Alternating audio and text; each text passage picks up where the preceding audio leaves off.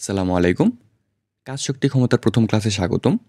তোমাদের এই চ্যাপ্টারের কিছু টপিক আমরা বল এবং গতির চ্যাপ্টারের সাথে রিলেটেড। ঠিক আছে? তো তোমরা যদি ওই চ্যাপ্টারের ক্লাসগুলো করে না আসো, তোমরা হয়তোবা এই চ্যাপ্টারে অনেক কিছু বুঝতে নাও পারো। তো তাই সাজেশন থাকবে তোমরা আগের ২ টা ক্লাসের চ্যাপ্টারের ক্লাসগুলোও শেষ করে আসো। ঠিক আছে?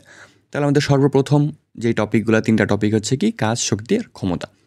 তো কাজ হিসেবে বলা হয়েছে কোনো কিছুর উপর বল প্রয়োগ করার পরে তার স্মরণ ঘটালে সেই বলটি কাজ করে। ঠিক আছে? তো এটা হচ্ছে আমাদের বইয়ের সংজ্ঞা বলতে পারো। তো এই জিনিসের মাধ্যমে তুমি হয়তোবা কমপ্লিটলি এই জিনিসটা বুঝতে নাও পারো। বুঝছো?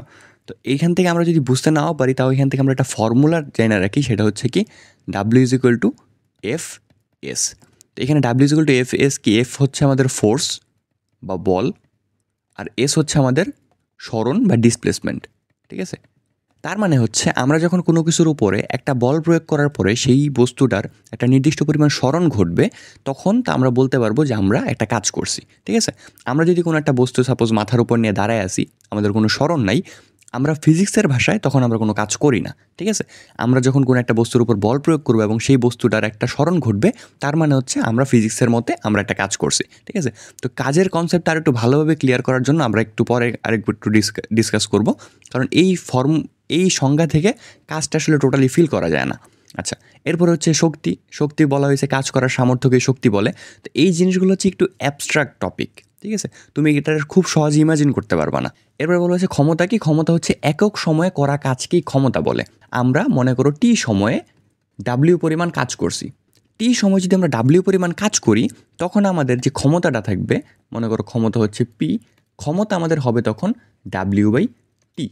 ঠিক আছে? তো আমরা একক সময় যতটুকু কাজ করতে পারবো, যে কোনো বস্তু একক সময় যতটুকু কাজ করবে সেটাকে আসলে সে বস্তুর ক্ষমতা বলা হইতেছে, আর কিছু না। আচ্ছা, এখন তোমাদের একটা বড় একটা কনফিউশন থাকে কিসে?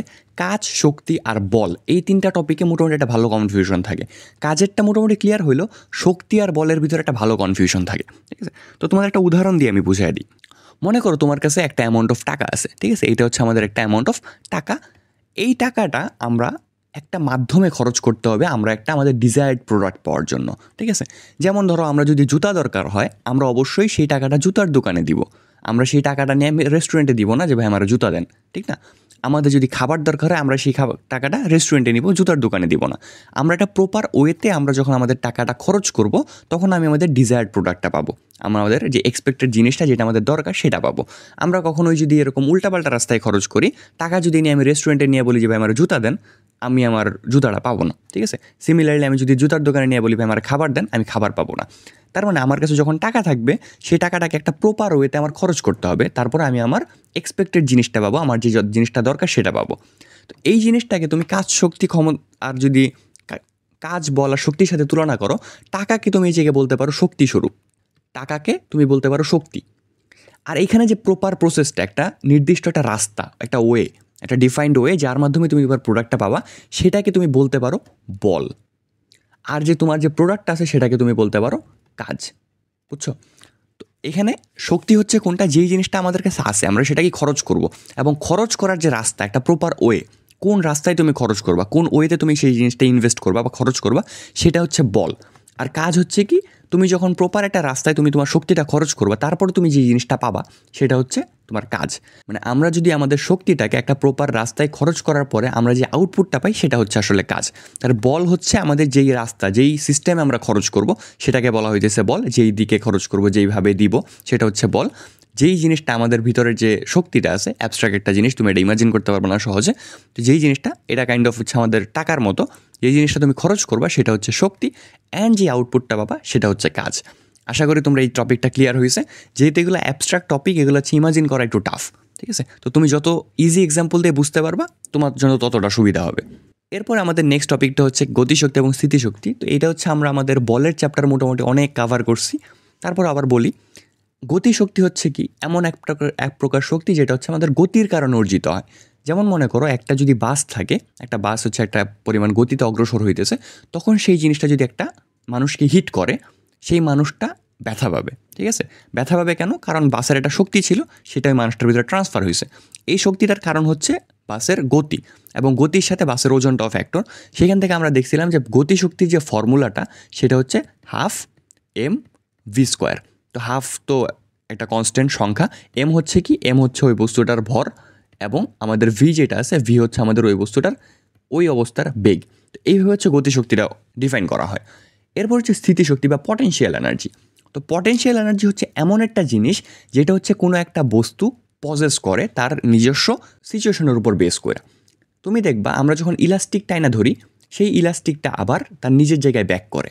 সিমিলারলি আমরা যদি এখান থেকে একটা বস্তু সাপোজ এখানে ছিল, এটাকে যদি আমরা উপরে তুলি এবং সেখান থেকে যদি আবার নিচে ফেলাই, নিচে যদি কোনো একটা কিছু থাকে, মনে করো আমরা এখানে একটা পাথর তুলছি, নিচে একটা খেলনা গাড়ি আছে, পাথরটা যখন পড়বে ওই খেলনা গাড়িটা কী হবে, ভেঙে যাবে। কারণ কি, পাথরের ভিতরে যে শক্তিটা অর্জিত হয়েছে, আমরা এখানে তোলার পরে যে শক্তিটা অর্জিত হয়েছে সেটা কি হয়েছে, নিচে পড়ার পরে সেটা ট্রান্সফার হয়েছে। এখান থেকে যখন স্থিতিশক্তি ছিল সেটা প্রথমে গতিশক্তিতে কনভার্ট হয়েছে, দেন সেটা ওই খেলনার গাড়ির উপর ট্রান্সফার করা হয়েছে। তো এই ধরনের যত কোনো বস্তু যখন তার নিজস্ব সিচুয়েশনের উপর বেস করে একটা অ্যামাউন্ট অফ শক্তি তার ভিতরে স্টোর করবে, সেটাকে তোমরা স্থিতিশক্তি বলতে পারো। ঠিক আছে, তার মানে আমরা যখন এরকম একটা অবস্থা হবে যে একটা বস্তু, যেই বস্তুটার ভর হচ্ছে কত, এম ভর, সেটাকে আমরা কতটুকু উচ্চতায় তুলবো, সেটাকে আমরা যখন এইচ উচ্চতায় তুলবো, তখন তার ভিতরে যে স্থিতিশক্তিটা হবে সেটা হবে কি, এম জি এইচ। এইগুলো আমরা আগে পড়ে আসছিলাম। এটা কোনটার ক্ষেত্রে, যখন আমরা কোনো বস্তুকে নিচের থেকে উপরে তুলবো, গ্র্যাভিটির এগেনস্টে যখন আমরা কাজ করব। গ্র্যাভিটির এগেনস্টে কাজ করার পরে এই বস্তুর ভিতরে যে যতটুকু শক্তি স্টোর হবে সেটার অ্যামাউন্টটা হচ্ছে এমজিএইচ। ঠিক আছে, এবং এদের মাঝে এরা একজন আরেকজনের সাথে রূপান্তর করে। আমরা গতিশক্তি স্থিতিশক্তিতে রূপান্তর হয়, স্থিতিশক্তি গতিশক্তিতে রূপান্তর হয়, এরকম করে একজনের রূপান্তরশীল। তো কীরকম রূপান্তর হয়, তুমি একটা জিনিস চিন্তা করো, আমরা যখন এখানে একটা বস্তু ছিল, আমরা কিছুক্ষণ আগে মনে করো এখানে একটা বস্তু ছিল, এই বস্তুটাকে আমি এই জায়গায় তুললাম, সামহাও একটা ক্রেন বা হাত দিয়ে হোক, যেমন যে কোনো একটাভাবে তুললাম, তোলার পরে সেই জায়গায় স্থির আছে আপাতত, তার এখানে কোনো নড়াচড়া নাই, কোনো ধরনের গতি নাই, সেই জায়গায় স্থির আছে। মনে করো তাকে একটা হুক বা কোনো একটা কিছু দিয়ে আটকে রাখা হয়েছে, এই জায়গায় সে স্থির আছে। এখন এখান থেকে যখন আমি তারা তুলছি, আমি কি করছি, নিচের থেকে তো গ্র্যাভিটি আমার টানতেছিল, আমি কি করছি, গ্র্যাভিটির এগেনস্টে একটা কাজ করছি, ঠিক না, গ্র্যাভিটির এগেনস্টে একটা কাজ করছি, গ্র্যাভিটির এগেনস্টে কাজ করে এখানে একটা দূরত্ব তাকে ক্রস করাইছি, একটা উচ্চতা ক্রস করাইছি, মনে করো এইচ উচ্চতা। গ্র্যাভিটির এগেনস্টে আমি কাজ করে তাকে এইচ উচ্চতা উঠাইছি, তার ভর ছিল মনে করো এম ভর। তার মানে এখানে যে শক্তিটা তার ভিতরে আছে, সে ধারণ করতেছে, এটার অ্যামাউন্ট কত, এমজিএইচ। এখন এই বস্তুটা যখন এখান থেকে আমি ছেড়ে দিব, এখান থেকে যখন ছেড়ে দেওয়া হবে, তখন কি হবে, সে আস্তে আস্তে গতি বৃদ্ধি পাবে। এমন না কিন্তু যে ছেড়ে দেওয়ার পরে সে ওই জায়গায় স্থির থাকবে, সে এখান থেকে গতি বৃদ্ধি পাবে। কারণ কি, ফার্স্ট অফ অল হচ্ছে আমাদের এই যে শক্তিটা আছে, স্থিতিশক্তিটা আছে, সেটা সে কনভার্ট করবে, আস্তে আস্তে গতিশক্তিতে কনভার্ট করবে। এবং সে যখন একবারে লাস্ট মোমেন্টে আসবে, একবারে যখন মানে গ্রাউন্ড টাচ করবে অবস্থা, এর মাঝখানে যদি তার কোনো প্রকার শক্তি অপচয় না হয়, যখন আমরা একটা আইসোলেটেড কন্ডিশন চিন্তা করবো, যেখানে কোনো ফ্রিকশন নাই, কোনো বাতাস নাই, তার মানে তার কোনো শক্তি অপচয় হবে না। তার মানে হচ্ছে একবারে যখন লাস্ট মাথায় আসবে, লাস্ট মোমেন্টে আসবে, তখন এইখানে তার এটা পুরাটা কী হবে, পুরাটা হয়ে যাবে গতিশক্তিতে কনভার্ট হয়ে যাবে। কারণ এইখানে তার উচ্চতাটা 0 টেন্স টু 0, প্রায় 0। যখন আমরা বলতেছি যে সে গ্রাউন্ড অলমোস্ট টাচ করে ফেলছে, কিন্তু এখনও শক্তি ট্রান্সফার করে নাই গ্রাউন্ডের সাথে, ঠিক আছে, সে ভূমির সাথে এখনও শক্তি ট্রান্সফার করে নাই, একদম লাস্ট মোমেন্টে আছে, তখন আমরা এইচটাকে বলতে পারি যে অলমোস্ট 0। তার মানে তার ভিতরে কোনো প্রকার স্থিতিশক্তি তখন আর থাকবে না, পুরা শক্তিটা কী হবে, গতিশক্তিতে কনভার্ট হয়ে যাবে। তখন আমাদের এই যে পুরা ভ্যালুটা আছে, এইটা পুরাটা কী হবে, পুরা ভ্যালুটা আমাদের গতিশক্তিতে কনভার্ট হয়ে যাবে। তো এইভাবে তাদের শক্তির রূপান্তর হয়। সিমিলারলি আমরা যদি চিন্তা করি যে এখানে একটা বস্তু ছিল, তো বস্তুটাকে আমি এই জায়গায় তুললাম, তোলার পরে আমি এখানে ছাড়ছি, ঠিক আছে, তুললে এখানে কত হবে, আমাদের যে এইচটা আছে, এখানে একটা এইচ থাকবে, পুরো একটা হাইট থাকবে, তো আমাদের এখানে যে টোটাল এনার্জিটা থাকবে সেটা হচ্ছে এমজিএইচ। মনে করো বস্তুটাকে ছাড়ার পরে বস্তুটা এই জায়গায় আসলো, ঠিক আছে, এই জায়গায় আসার পরে দেখো বস্তুটা কিন্তু এতটুকু জায়গা ক্রস করছে, এতটুকু জায়গায় কী করছে, ক্রস করছে। তুমি এইখানের যে বস্তুর যে গতিশক্তিটা, এখানে তার গতিশক্তি কত ছিল, সর্বোচ্চ পিক অবস্থায় তার যে গতিশক্তি সেটা ছিল কত, সেটা ছিল 0। কারণ কি, তার কোনো ভ্যালোসিটি এই জায়গায় ছিল না। ছাইরা দেওয়ার পরে মনে করো এই পজিশনে আমি যদি তার গতিশক্তিটা চিন্তা করতে চাই, যে এখানে তার গতিশক্তিটা কত, সেটা কতটুকু হবে বলতে পারবা? আমরা জানি যে গতি শক্তি তৈরিও হয় না, ধ্বংস হয় না। তার মানে এইখানে যে শক্তিটা আছে সেটা রূপান্তর হয়েছে, সামহাও রূপান্তর হয়েছে। কোন জায়গা থেকে, আমাদের এই যে পটেনশিয়াল এনার্জিটা ছিল ওই জায়গা থেকে রূপান্তর হয়েছে। পটেনশিয়াল এনার্জি তো সর্বোচ্চ ছিল এমজিএইচ, তার থেকে একটা অ্যামাউন্ট অফ এনার্জি কনভার্ট হয়েছে। কারণ কি, এখনও তার ভিতরে একটা পটেনশিয়াল এনার্জি আছে, যেহেতু সে এখনও ভূমির থেকে একটা পরিমাণ ডিস্টেন্স সে এখনও আছে, সে ভূমির থেকে এখনও একটা ডিস্টেন্স উপরে আছে, একটা হাইটে সে অলরেডি বিদ্যমান আছে। তার মানে এখনও তার মাঝে একটা পটেনশিয়াল এনার্জি আছে সেটা কত, আমরা যদি এই হাইটটারে এইচ প্রাইম ধরি, তার ভিতরে এখনও এইচ প্রাইম পরিমাণ শক্তিটা এখনও তার ভিতরে স্থির আছে। তো কনভার্ট হয়েছে কতটুকু, আমাদের সর্বোচ্চ ছিল হচ্ছে mgh, তার ভিতর থেকে এখন বর্তমানে তার পটেনশিয়াল বিদ্যমান আছে কত, mgh প্রাইম। তার মানে বাকি যে ভ্যালুটা থাকবে, এখানে যে বাকি ভ্যালুটা আসবে সেটা কিসে কনভার্ট হয়ে গেছে, সেটা আমাদের গতিশক্তিতে কনভার্ট হয়ে গেছে, বুঝছো? তার মানে আমি এই অ্যামাউন্টটারে আমাদের গতিশক্তির ইকুয়াল লিখতে পারি, যে আমার এই অবস্থায় আমার যে গতিশক্তিটা থাকবে সেটা হচ্ছে এই অ্যামাউন্টটার ইকুয়াল। কোনটা, সর্বোচ্চ পটেনশিয়াল থেকে আমার যে বর্তমান পটেনশিয়াল ওটা যখন আমি বিয়োগ করব, যতটুকু এনার্জি আছে ওইটুকুই আমাদের গতিশক্তিতে কনভার্ট হয়েছে, ঠিক আছে? অথবা তুমি এটা আরেকটাভাবে চিন্তা করতে পারো, যে আমি যদি বস্তুটাকে এই জায়গা থেকে এই জায়গায় তুলতাম, ঠিক আছে, আমার যে বস্তুটা আছে, তুমি চিন্তা করতে পারো যে বস্তুটা হচ্ছে আমার এই জায়গায় ছিল, এইটাই হচ্ছে আমার ইনিশিয়াল পজিশন, সর্বপ্রথম আমি এই জায়গা থেকে স্টার্ট করছি, এইখান থেকে যখন আমি বস্তুটাকে এই জায়গায় তুলছি, তার জন্য আমার যতটুকু শক্তি খরচ হয়েছে, তো ততটুকু পটেনশিয়াল তার ভিতরে থাকবে। এখান থেকে এখানে তুলতে আমার যতটুকু শক্তি খরচ হয়েছে ততটুকু শক্তি তার ভিতরে স্টোর থাকবে। তাহলে এখান থেকে তো আমাদের ভরের সাথেই থাকবে এম, আমরা কাজ করছি গ্র্যাভিটির এগেনস্টে, এম এর জন্য জি, এবং হাইটটা তখন কোনটা হবে, এইখান থেকে এখানকার হাইট, কারণ কি আমি ইনিশিয়াল পজিশন ধরছি এইটা, ফাইনাল ধরছি এইটা, তো এইখান থেকে আমরা এটারে ধরতে পারি যে এইচ ডাবল প্রাইম, এই হাইটটুকুকে আমরা এইচ ডাবল প্রাইম ধরতে পারি। তাহলে এই ভ্যালুটাও কার সমান হবে, আমাদের এই কাইনেটিক এনার্জি সমান হবে বা গতিশক্তি সমান হবে, কারণ এখান থেকে যতটুকু শক্তি সে অর্জন করবে, সে যদি এই অবস্থায় ব্যাক করে সে ততটুকু শক্তি আবার ফিরে পাবে, ঠিক আছে? তো এখান থেকে সে এখানে যখন আমি তার শক্তি দিয়ে উঠাইছি, সে একটা পটেনশিয়াল এনার্জি গেইন করছিল, যখন আবার ছাইরা দিয়েছি এই জায়গায় আসছে, পুরাটা কিসে কনভার্ট হয়ে গেছে, একটা কাইনেটিক এনার্জি বা গতিশক্তিতে কনভার্ট হয়ে গেছে। তো এটাকে বলা হয় শক্তির রূপান্তর। তো এইভাবে হচ্ছে পৃথিবীতে সকল প্রকার শক্তির রূপান্তর হয়, শক্তি তৈরি হয় না, ধ্বংস হয় না, শক্তির রূপান্তর হয়। তো এখানে হচ্ছে আমাদের দুই ধরনের শক্তির উৎসের কথা বলা হয়েছে, একটা হচ্ছে অনবয়নযোগ্য বা নন রিনিউয়েবল এনার্জি, একটা হচ্ছে নবায়নযোগ্য রিনিউয়েবল এনার্জি, ঠিক আছে? তো নন রিনিউয়েবল এনার্জি কি, অনবয়নযোগ্য শক্তিগুলো হচ্ছে এমন শক্তি যেগুলো যদি একবার শেষ হয়ে যায় সেটাকে তুমি আবার ইউজ করতে পারবা না। যেমন এখানে বলা হয়েছে তেল, গ্যাস, কয়লা, নিউক্লিয়ার এনার্জি, ঠিক আছে? তো এই জিনিসগুলো হচ্ছে শেষ হয়ে যায় একটা সময়। এরকম না যে তুমি তেল একবার জ্বালায় ফেলার পরে তুমি ওটাকে আবার জ্বালাইতে পারবা, তোমার নতুন তেল ইউজ করতে হবে। তুমি যে তেলটা জ্বালায় ফেলছো সেটা অলরেডি কনভার্ট হয়ে যাবে, সেই তেলটা তুমি যদি আগুন জ্বালাও সেটা হচ্ছে আলোক শক্তি, তাপ শক্তিতে কনভার্ট হয়ে যাবে এবং তেলটা শেষ হয়ে যাবে। তো এই ধরনের জিনিসগুলো যেগুলো হচ্ছে শক্তিতে কনভার্ট করার পরে শেষ হয়ে যায়, এগুলোকে বলা হয়েছে অনবয়নযোগ্য শক্তি, ঠিক আছে? এবং নবায়নযোগ্য শক্তি কোনগুলো, যেগুলো হচ্ছে তুমি কন্টিনিউয়াসলি ইউজ করতে পারবা। যেমন এগুলো হচ্ছে সব বেশিরভাগ হচ্ছে প্রাকৃতিক জিনিস, যেমন জলবিদ্যুৎ, বায়োমাস, সৌরশক্তি। সৌরশক্তি কি, সৌরশক্তি হচ্ছে কিয়ামতের আগ পর্যন্ত তুমি ইউজ করতে পারবা, যতদিন না পর্যন্ত আমাদের সূর্য শেষ না হইতেছে, সূর্য শীতল না হইতেছে, ততদিন আমি সৌরশক্তি ব্যবহার করতে পারবো। সেম এজ জলবিদ্যুৎ, আমাদের যতদিন পানির স্রোত থাকবে আমি জলবিদ্যুৎ ইউজ করতে পারবো। আমাদের এনভায়রনমেন্ট থেকে আমরা যেগুলো পাবো এগুলো হচ্ছে বায়োমাস। তো আমাদের গাছ আমরা চাইলে লাগাইতে পারি, তো এগুলো হচ্ছে শেষ হয় না, আমরা এগুলোরে তৈরি করতে পারবো, বুঝছো? যেইগুলো হচ্ছে আমরা কন্টিনিউয়াসলি ইউজ করতে পারবো, শেষ হবে না, এগুলোকে বলা হয় নবায়নযোগ্য শক্তি। যেগুলো আমরা একবার ইউজ করার পর শেষ হয়ে যাইতেছে সেগুলো হচ্ছে অনবায়নযোগ্য শক্তি। তো এখানে হচ্ছে একটু ডেসক্রিপশন লেখা আছে, এগুলো আমি পড়াইলাম না, তোমরা এখান থেকে পড়ে নিতে পারো, ঠিক আছে? এখানে একটা ইম্পর্ট্যান্ট টপিক হচ্ছে আমাদের ভর ও শক্তির সম্পর্ক। আমরা আইনস্টাইনের একটা বিখ্যাত ফর্মুলা জানি, সেটা হচ্ছে কি, E is equal to MC square, ঠিক আছে? E is equal to MC square. তো এখানে সি হচ্ছে আলোর বেগ।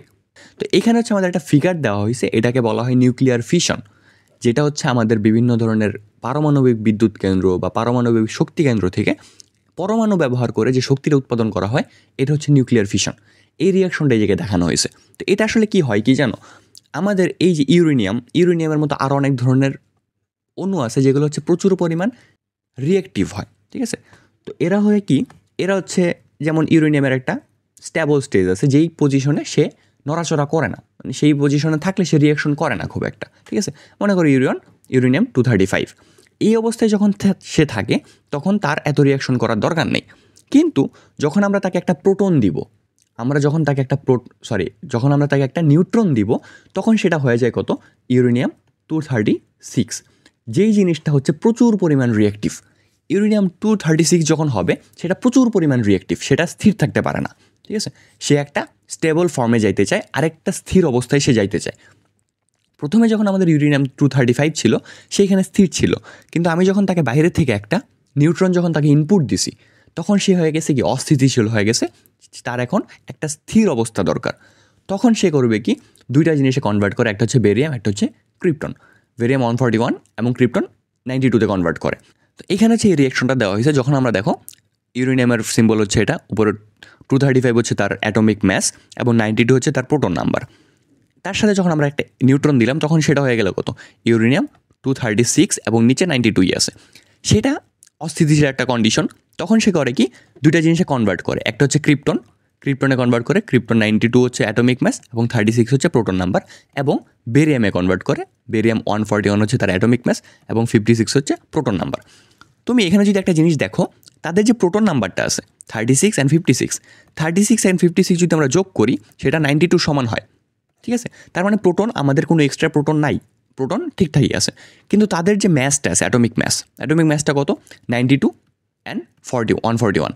এটা যদি তুমি এখানে যোগ করো তুমি আনসারটা পাবা 233, ঠিক আছে, 233। কিন্তু আমাদের এখানে অ্যাটমিক ম্যাসটা কত ছিল, অ্যাটমিক ম্যাস ছিল 236। তার মানে আমাদের এখানে কিছু পরিমাণ নিউট্রন এখন পর্যন্ত মিসিং আছে। তার মানে 3টা নিউট্রন আমাদের এই এলিমেন্টগুলোতে নাই। সেই 3টা নিউট্রন করে কি, সেই 3টা নিউট্রন আলাদা করে বের হয়ে যায়, সেই 3টা নিউট্রন এখানে আলাদা করে বের হয়ে যায়, যেগুলো পরবর্তীতে আমাদের রিয়াকশনটা কাজে লাগায়। এই যে 3টা নিউট্রন আলাদা করে বের হয়ে গেছে, এরা করবে কি, পরবর্তী যে ইউরেনিয়ামগুলো আছে সেগুলোকে ট্রিগার করে দিবে। যেমন এখানে আমাদের প্রথমে একটা নিউট্রন দেওয়া লাগছিল, এখন পরবর্তী যে রিয়াকশনটা, আমাদের যদি প্রত্যেক রিয়াকশনে এরকম একটা একটা করে নিউট্রন দেওয়া লাগে তাহলে তো আমার কোনো লাভ হইলো না, আমার এটা জিনিসটাকে অটোমেটেড করা লাগবে, যাতে এটা অটোমেটিক হয়ে যায়। তখন আমাদের এর জন্য হয় কি, আমরা যখন একটা নিউট্রন দিলাম তাকে, আমাদের একটা ইউরেনিয়াম ট্রিগার হইলো, একটা ইউরেনিয়াম ট্রিগার হওয়ার পরে সেটা একটা ক্রিপ্টন আর একটা বেরিয়ামে কনভার্ট হইলো, কিন্তু আমাদের সেখানে 3টা নিউট্রন আলাদা করে থেকে গেছে। প্রত্যেকটা ইউরেনিয়াম অণু যখন ভাঙতেছে তখন আমরা এক্সট্রা 3টা নিউট্রন পাইতেছি। সেই নিউট্রনগুলো করবে কি, আরও ইউরেনিয়াম অণুগুলোকে ট্রিগার করবে। এইভাবে করে যে রিয়াকশনটা হয় সেটাকে বলা হয় চেন রিয়াকশন। এই রিয়াকশনটা চলতেই থাকবে যতক্ষণ পর্যন্ত আমার ইউরেনিয়াম শেষ না হবে, ঠিক আছে? তো এটাকে বলা হয় চেন রিয়াকশন। এর মাধ্যমে হচ্ছে আমাদের যে পারমাণবিক বিদ্যুৎ কেন্দ্রগুলো আছে সেখানে শক্তি উৎপাদন করা হয়।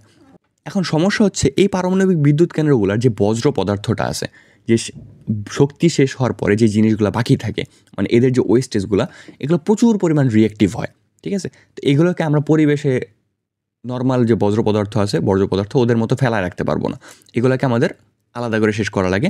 তো ওই যে এক্সট্রা নিউট্রনগুলোরে শোষণ করার জন্য আমাদের একটা রড নিউক্লিয়ার রিয়েক্টর থাকে, ঠিক আছে? একটা রড নিউক্লিয়ার রিয়েক্টর থাকে, যেগুলোকে রড কন্ট্রোলও বলা হয়। রড কন্ট্রোল কাকে বলা হয়, আমাদের যে এক্সট্রা নিউট্রনগুলো আছে যেগুলোকে আমাদের নিঃশেষ করা লাগবে, কারণ নাহলে সেগুলো পরিবেশ হ্যাম্পার করবে। তো ওই এক্সট্রা নিউট্রনগুলোকে শোষণ করার জন্য আমাদের যেই পরিমাণ, যে একটা মাধ্যম আছে, বিশেষ ধরন রড নিউক্লিয়ার রিয়েক্টর আছে, সেটাকে বলা হয় কন্ট্রোল রড, ঠিক আছে? সেগুলোকে নিউক্লিয়ার রিয়েক্টরে নিয়ন্ত্রণ করা হয়। এবং আমাদের যে ইউরেনিয়ামগুলো আছে সেগুলো হচ্ছে প্রকৃতিতে খুব অল্প অ্যামাউন্ট অফ পাওয়া যায়, সেটা কত, মাত্র 0.7%। এই ইউরেনিয়ামগুলো খুবই স্বল্প অ্যামাউন্ট অফ পাওয়া যায় এবং অর্ধায়ু হচ্ছে, এখানে একটা অর্ধায়ু দেওয়া আছে 704 মিলিয়ন। এগুলো হচ্ছে অর্ধায়ু, এখন তোমাদের বোঝার দরকার নাই খুব একটা, এটা তোমাদের টপিক না, 11-12 উঠলে তোমরা ইজিলি বুঝে যেতে পারবা। তো অর্ধায়ু হচ্ছে, আমি যদি শর্টে বলি, তো একটা পরমাণু রিয়েক্ট করতে করতে যখন তার অর্ধেক স্টেজে আসে, মনে করো প্রথম হচ্ছে তার 100 ছিল, ধরো তার কাছে 100 গ্রাম ছিল, ঠিক আছে? এটা যতক্ষণে রিয়েক্ট করা 50 গ্রামে আসবে, 100 গ্রাম থেকে 50 গ্রামে আসতে তার যে টাইমটুকু লাগবে সেটাকে বলা হয় অর্ধায়ু। তার মানে একটা ইউরেনিয়াম রিয়েক্ট করতে করতে অর্ধেকে আসতে তার প্রায় 704 মিলিয়ন বছর লাগে। এখানে হচ্ছে আমাদের চেন রিয়াকশনের ফিগারটা দেখানো হয়েছে। দেখো, আমাদের প্রথমে ছিল আমরা জাস্ট একটা নিউট্রন আমরা নিজে থেকে দিয়েছি, তাতে কি হয়েছে, আমার একটা ইউরেনিয়াম অণু, একটা যে ইউরেনিয়াম ছিল সেটা ট্রিগার হয়েছে। ট্রিগার হওয়ার পরে এখানে আমি একটা বিস্ফোরণ হয়েছে, যেহেতু ভাঙছে তারা, এখানে আমি একটা শক্তি পাইছি, যেটা আমাদের দরকার। একটা শক্তি পেলাম, এটা কী হবে, আমাদের একটা আউটপুট হিসাবে আমরা পাবো, শক্তিটা আমাদের আউটপুট। এবং দুইটা স্টেবল অণুতে কনভার্ট হয়েছে, একটা হচ্ছে বেরিয়াম, একটা হচ্ছে ক্রিপ্টন। কিন্তু আমাদের 3টা নিউট্রন কী হচ্ছে, আলাদা করে বেরোয় যেতেছে। 3টা নিউট্রন আমি ওখানে মিলাইতে পারিনি। আমার এখানে দেখা যায় যে 3টা নিউট্রন হচ্ছে আমাদের এখানে অণুতে ছিল না, তারা আলাদা করে বেরোয় গেছে। তো এই 3টা নিউট্রন করবে কি, পরবর্তীতে আরও আমার কতগুলা ইউরেনিয়ামকে ট্রিগার করবে, ঠিক আছে? আরও 3টা ইউরেনিয়ামকে ট্রিগার করলো, সেখান থেকে আমি কিছু শক্তি পেলাম, যারা আমার আউটপুট হিসেবে বেরোবে, যাদের আমার দরকার, ঠিক আছে? এখানে আমি আরও শক্তি পাইছি। এবং এই ইউরেনিয়ামগুলো কী করবে, আবার বেরিয়াম আর ক্রিপ্টনে কনভার্ট হলো, এবং আবার 3টা নিউট্রন আমি পাইছি, 9টা নিউট্রন পাইছি। এই 9টা নিউট্রন পরবর্তীতে আরও 9টা ইউরেনিয়ামকে ট্রিগার করবে, তারা আবার 27টা নিউট্রন বের করবে। তো এইভাবে জিনিসটা চলতে থাকবে। দেখো, প্রথমে ছিল আমার একটা নিউট্রন ছিল জাস্ট, সেখান থেকে আমি 3টা নিউট্রন পাইছি আউট অফ নোহোয়্যার। আমি কিন্তু এদেরকে নিউট্রন দেই নাই, আর তারা ভাইঙা নিজে নিজে নিউট্রন প্রডিউস করছে। সিমিলারলি ওরা যখন আবার ট্রিগার করছে, আবার 3 9টা করে পাইছি। এই 9টা যখন আবার ট্রিগার করবে আবার আমরা 27টা নিউট্রন আলাদা পাবো। তো এইভাবে করে এই জিনিসটা কন্টিনিউয়াসলি চলতে থাকবে যতক্ষণ পর্যন্ত আমাদের ইউরেনিয়ামটা শেষ না হইতেছে বা ফিসাইল যে পরমাণুটা আছে সেটা শেষ না হইতেছে, ওই পর্যন্ত চলতে থাকবে। তো এই জন্য এরকম চেইনভাবে চলতে থাকে, যে একটা চেইন ধরে অটোমেটিক চলতেছে, এর জন্য এটাকে চেইন রিঅ্যাকশন বলা হয়। ঠিক আছে, এখানে একটা টপিক হচ্ছে কর্মদক্ষতা বা ইফিসিয়েন্সি। তো ইফিসিয়েন্সি বলতে আসলে কী বোঝায়? তোমরা যদি চিন্তা করো আমাদের রিয়েল লাইফে আমরা বেশিরভাগ জিনিস ফিজিক্সে যেগুলো পড়ি সেগুলো দেখা যায় যে ইমাজিনারি ওয়ার্ল্ডে আমরা চিন্তা করি যে সেখানে কোনো ফ্রিকশন নাই, সেখানে কোনো বাতাস নাই, কিন্তু রিয়েল লাইফে তো এরকম হয় না। রিয়েল লাইফে আমাদের প্রত্যেকটা কাজে তুমি যতটুকু ইনপুট দিবা, তুমি যদি একটা কাজে 100% ইনপুট দাও, সেখানে তুমি আউটপুট হিসেবে জীবনে 100% পাবা না। এখানে তোমার কিছু লস যাবে, তোমার কিছু কাজের লস যাবে। তুমি ধরো 99% পাইলা, যেটাও পসিবল না। 1% তোমার লস যাবেই, কারণ তোমার এখানে সিস্টেম লস থাকবে। তুমি যদি চিন্তা করো যে এখানে তুমি একটা সারফেস আছে, রিয়েল লাইফ ওয়ার্ল্ডে যদি চিন্তা করো একটা সারফেস আছে, এই বস্তুটাকে তুমি ঠেলতেছো, এই বস্তুটাকে মনে করো তুমি 40 জুল শক্তি দিয়ে ঠেলতেছো। তুমি এই জায়গায় 40 জুলে মনে করো তোমার যাওয়ার কথা হচ্ছে এই জায়গাতে। 40 জুল শক্তি অনুযায়ী তুমি যদি থিওরিটিক্যালি চিন্তা করো, মানে ফ্রিকশন টিকশন বাদ দিয়ে তোমার যাওয়ার কথা কোন জায়গায়? এই জায়গাতে। কিন্তু যেহেতু আমাদের রিয়েল লাইফ ওয়ার্ল্ড, তো এখানে তো আমাদের ফ্রিকশন থাকবে, আরও অনেক কিছু থাকবে যারা আমার শক্তিকে রেজিস্ট করবে, তুমি যাইতে পারবা এই জায়গায়। ঠিক আছে, তার মানে হচ্ছে তোমার যে 40 জুল শক্তিটা আছে এটা প্রপারলি তুমি ইউজ করতে পারো নাই, তোমার ডিজায়ার্ড কাজে ইউজ হয় নাই। তোমার 40 জুল শক্তি খরচ হয়েছে, কিন্তু তোমার কাজ কিন্তু ছিল কি বস্তুটাকে সামনে আগানো। সামনে আগানোর জন্য যে 40 জুল তুমি দিছো, সেখানে 40 জুলই তুমি সামনে আগানোর জন্য ইউজ করতে পারো নাই। তুমি এখানে হয়তো বা 35 জুল ইউজ করছো, মানে এই জায়গায় আসার জন্য তোমার 35 জুল শক্তি দরকার। বাকি 5 জুল কোন জায়গায় গেছে? বাকি 5 জুল গেছে আমার ফ্রিকশনে। ফ্রিকশন আমার কী করছে? ফ্রিকশন আমার 5 জুল শক্তি খাইয়ে ফেলেছে।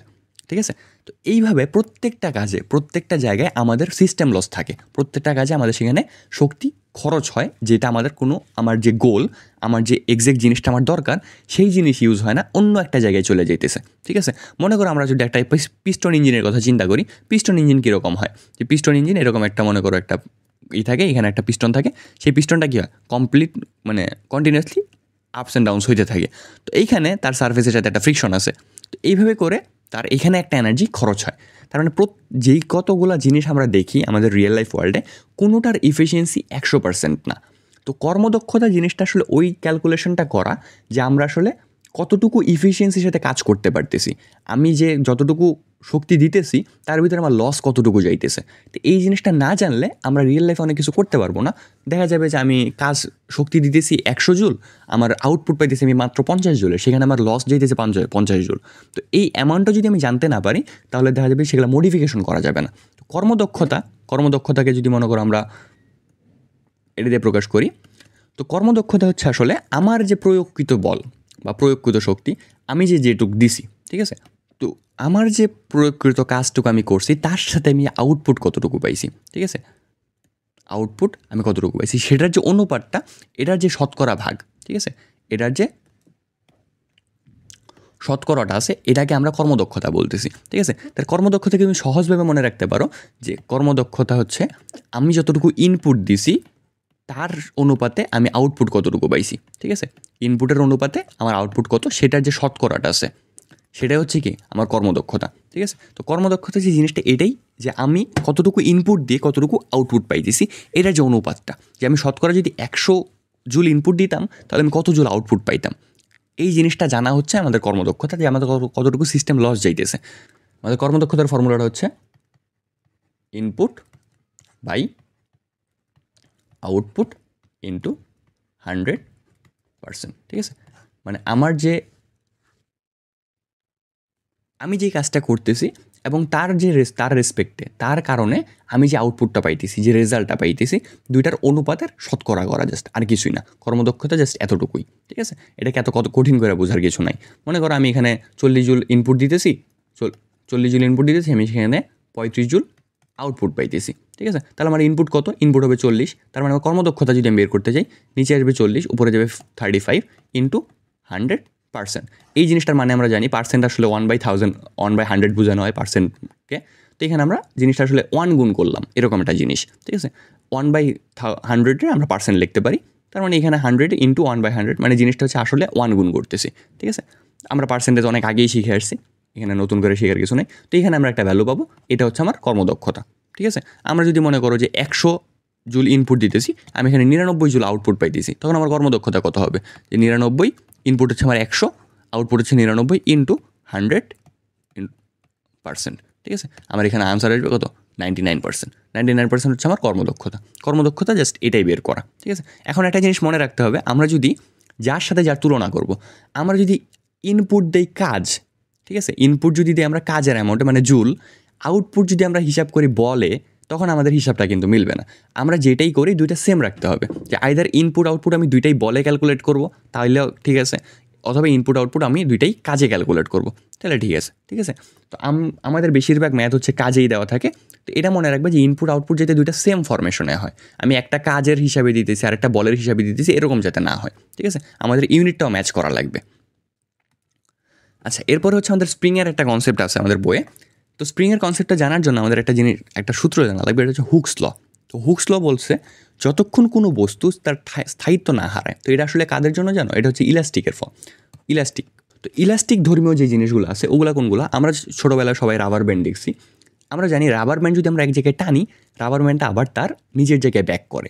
কিন্তু আমরা যদি রাবার ব্যান্ড মনে করো অনেক বেশি টানাটানি করি বা একটা জায়গায় টানি আরেক জায়গায় লাগিয়ে রাখি, তখন দেখবা তার এক্স্যাক্টলি আগের জায়গায় সে ব্যাক করতেছে না, সে একটা পরিমাণ অ্যামাউন্ট এক্সপান্ড করছে।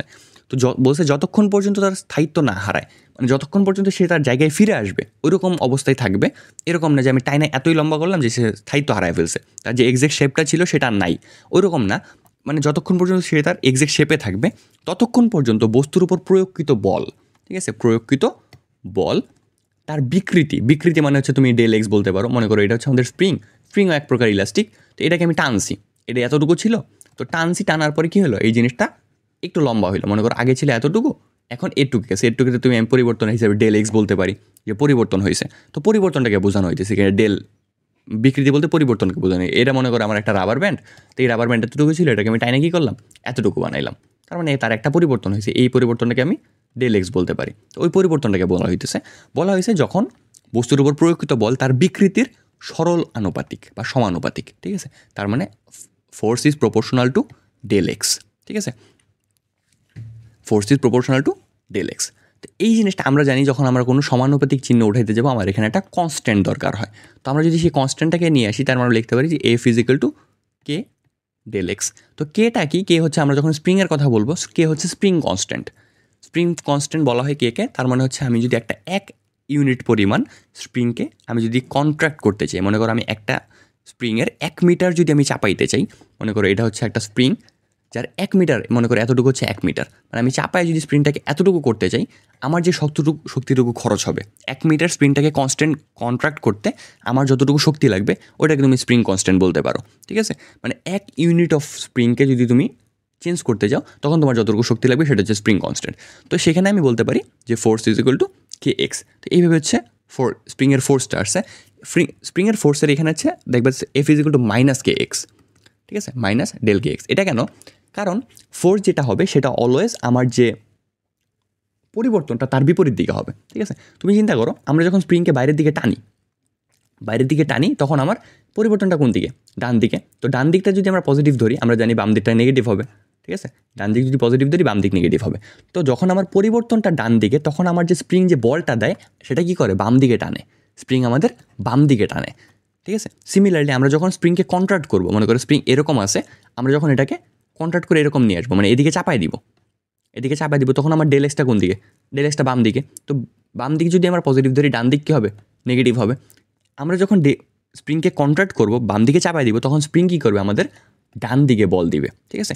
তার মানে আমাদের যে বল আর যে পরিবর্তনটা আছে, স্প্রিং বা ইলাস্টিক যে কোনো কিছুর পরিবর্তনটা আছে, সেটা কী হবে?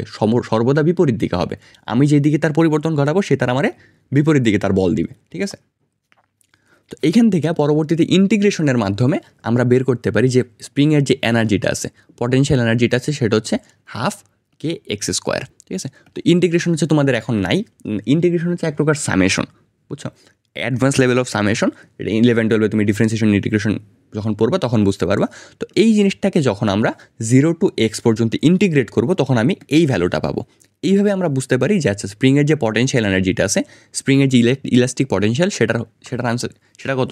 সেটা হচ্ছে হাফ কে এক্স স্কোয়ার। মানে এইটা মনে করো একটা স্প্রিং, এই স্প্রিংটাকে যদি আমি কন্ট্রাক্ট করি, মনে করো স্প্রিংটাকে আমি চাপাইলাম, চাপানোর পরে এতটুকু করে দিলাম, প্রথমে ছিল এতটুকু, পরবর্তীতে আমি এতটুকু চাপাই দিলাম, মানে এখানে হচ্ছে ডেল এক্স পরিমাণ আমি তাকে কন্ট্রাক্ট করছি। তাহলে স্প্রিংয়ের ভিতরে যে শক্তিটা এখন আছে, অবভিয়াসলি স্প্রিং এই জায়গায় থাকবে না, আমি যখন তাকে ছেড়ে দিব সে কী করবে, আবার বাউন্স ব্যাক করবে। তুমি যদি তার সামনে একটা বস্তু রাখো, সে তাকে তার ভিতরে ওই পরিমাণ বলটা ট্রান্সফার করবে। তাহলে এই শক্তিটা কতটুকু, এই শক্তিটা হবে হাফ কে এক্স স্কোয়ার, বুঝছো? এবং আমি যে তাকে চাপাইলাম, আমি যে তাকে এক্স পরিমাণ চাপাইলাম, তার জন্য আমার শক্তি কতটুকু, বল কতটুকু লাগবে, বল লাগবে হচ্ছে মাইনাস কে এক্স। তো এই মাইনাসটা আসলে ভ্যালুর মাইনাস না, সরি, এখানে বলটা লাগবে হচ্ছে কে এক্স, এবং মাইনাসটা কি বুঝাইতেছে, ডিরেকশন বুঝাইতেছে, যে বল যখন আমার বাইরের দিকে ব্যাক করবে তার মানে আমার ভিতর দিকে চাপাইতে হবে। ঠিক আছে, আশা করি তোমাদের কনসেপ্টগুলো ক্লিয়ার হয়েছে। তো এবং এই ম্যাথ, আমরা যখন এই চ্যাপ্টারের ম্যাথগুলো করব, তোমাদের অনেকগুলো কনসেপ্ট হচ্ছে আমাদের বল আর গতিক চ্যাপ্টারের সাথে রিলেটেড। তো তোমরা ওই চ্যাপ্টারগুলো যদি করা না থাকে, ওই চ্যাপ্টারের ক্লাসগুলো শেষ করে আসো, নাহলে দেখবে যে অনেক ধরনের ম্যাথ তোমরা হয়তো বা বুঝবা না এই জায়গায়। তোমাদের এই ক্লাসের পিডিএফটা হচ্ছে ডেসক্রিপশন বক্সে দেওয়া থাকবে, সেখান থেকে চেক আউট করে নিও। থ্যাংক ইউ সবাইকে।